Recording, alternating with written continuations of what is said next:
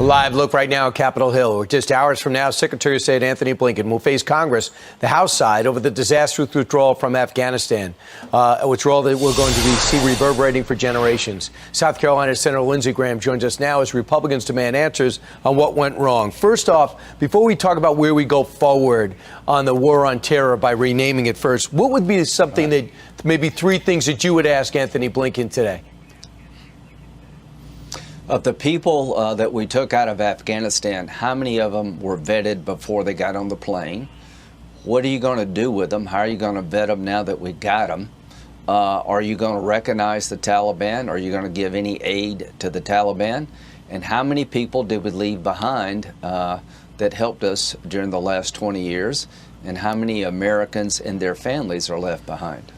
So the CIA director met in Pakistan with the Pakistani officials, but guess who beat him there?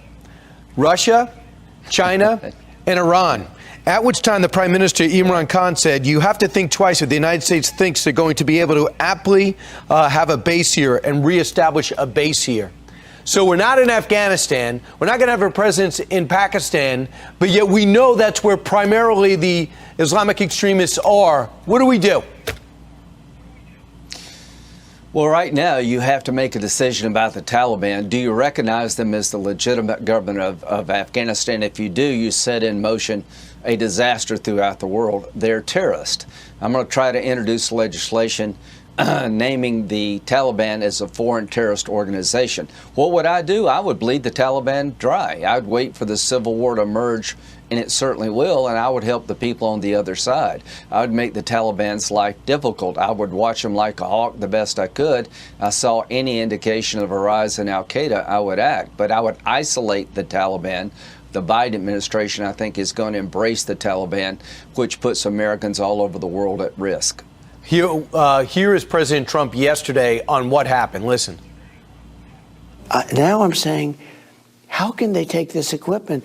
And I guarantee that China and Russia already have our Apache helicopters, and they're taking them apart to find out exactly how they're made. They're the best in the world by far, and they're taking them apart so they can make the exact same equipment. They're very good at that. It's a disgrace. What do you say? What do you say? And what do you say to people saying this is the Trump plan anyway? Well, it wasn't the Trump plan. You got to remember, on January the 20th, there were 2,500 soldiers at Bagram Air Force Base, counterterrorism troops. We had Bagram Air Base in American control when Trump left. I want to know from Blinken, whose idea was it to give it up? We're naked and blind in Afghanistan. Trump had a conditions-based withdrawal plan. We all want to withdraw, but we don't want to leave behind Afghanistan in control by the Taliban and aligned with al-Qaeda, which led to the first 9/11.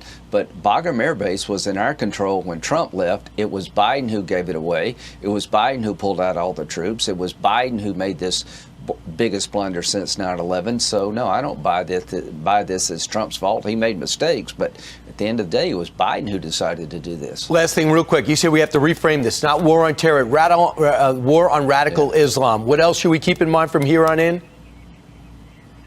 The only way to defend America is have a ground component over there working with people who reject radical Islam to keep us safe here. Every time we withdrawn without a ground component, we had to go back in.